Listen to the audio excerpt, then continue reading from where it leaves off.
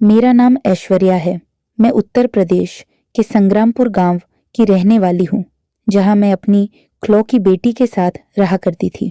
मेरी बेटी 7 साल की उम्र की थी जब उसके पिता एक बीमारी के कारण हम दोनों को छोड़कर चले गए थे। तभी से ही मेरी बेटी ने मुझे ही अपनी माँ और अपना पिता माना था। मैंने उसकी परवरिश बड़ी मुश्किल से की थी, क्योंकि मेरा सहारा कोई भी नहीं था। माँ के लिए अपनी बेटी की परवरिश करना और फिर जब वह जवान हो जा तो उसको विदा करना, वह भी अकेले, सबसे बड़ी मुसीबत का काम होता है। मेरी बेटी रंग की सांवली थी। वह देखने में भी बहुत ज्यादा मोटी थी। मैं उसके लिए रिश्ते तलाश कर रही थी, लेकिन उसके लिए रिश्ते आ ही नहीं रहे थे। एक बार उसके लिए एक ऐसा रिश्ता आया जो लड़का बेहद ही खूबसूरत था और उसका परिवार भी बहुत अच्छा था। ऐसे लड़के को देखकर मैं हैरान रह गई थी। मैंने फौरन ही इस रिश्ते के लिए हाँ कर दी थी और अपनी बेटी की शादी की तैयारियों में लग गई। उन लोगों ने दहेज लेने से भी इनकार कर दिया था। वह बहुत ही अच्छे लोग थे, लेकिन जब शादी का समय आया और मेरी बेटी विदा होने चली तो उन्होंने मुझसे मेरी एक ऐसी कीमती चीज मांग ली जिसके बारे में सुनकर मैं हैरान रह गई थी। पहले ही मेरी बेटी का रिश्ता बड़ी मुश्किल से लगा था। मैं नहीं चाहती थी कि मेरी बेटी की शादी टूट जाए और बारात वापस चली जाए।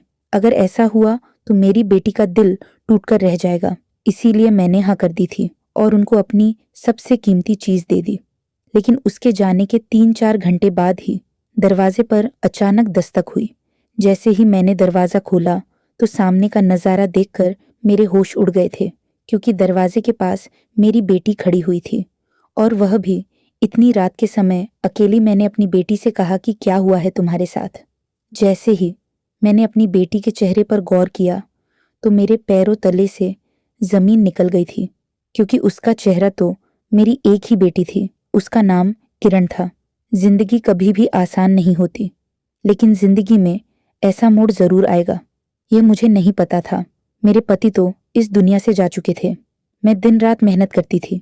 मुझसे कपड़ों की सिलाई आती थी और वही करके मैंने अपना और अपनी बेटी का पेट पाला था।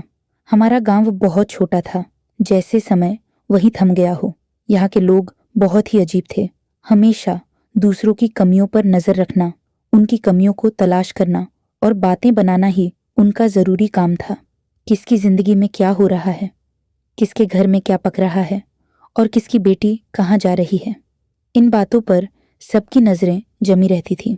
मेरी बेटी किरण बहुत ही सिंपल लड़की थी।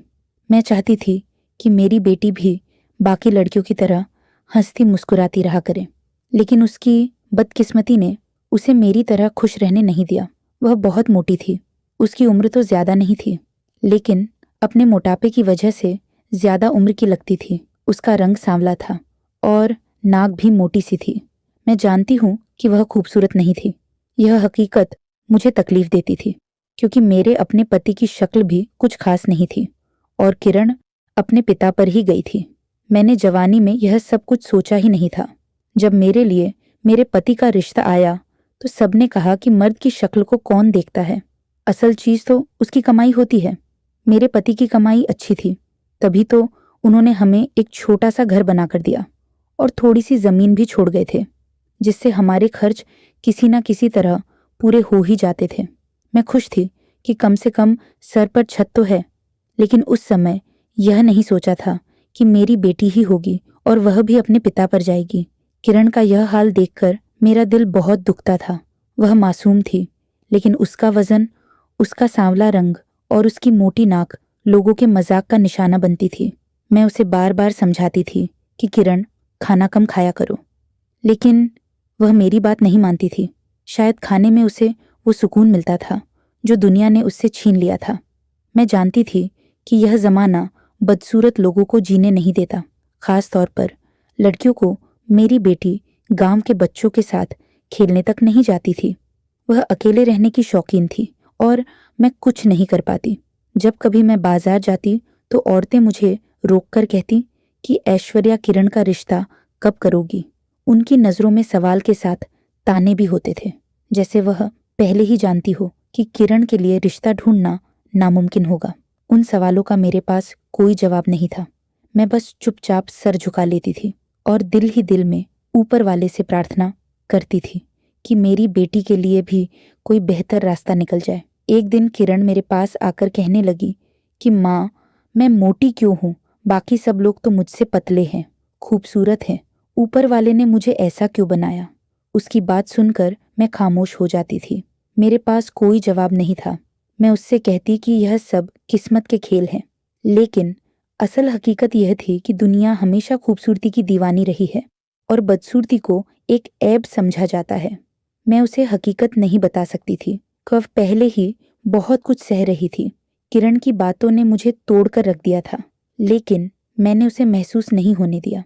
मैंने उसे गले लगाया और कहा कि बेटी, दुनिया की बातों पर मत जाया करो। तुम बहुत अच्छी हो। ऊपर वाले की बनाई हुई हर चीज बहुत अच्छी होती है। लेकिन मैं जानती थी कि यह बातें उसके दिल को सुकून नहीं दे सकती। मैं जानती थी कि ये समाज उसे सुकून से नहीं रहने देगा। एक दिन गांव की एक औरत मेरे पास आई और कहने लगी कि ऐश्वर्या, तुमसे एक बात पूछूं? बुरा मत मानना, तुमने अपनी बेटी के रिश्ते के बारे में कुछ सोचा है? मैंने खुद पर कंट्रोल करते हुए कहा कि अभी तो मेरी बेटी छोटी है। मेरी बात पर वह हंसी और कहने लगी, अरे ऐश्वर्या, ऐसा ना हो कि देर हो जाए। उनकी बातें मुझे अंदर तक छलनी कर गई थी, लेकिन मैं कुछ ना कर सकी। गांव वालों की बातें, उनकी नज़रें और उनका बर्ताव सब मुझे अंदर ही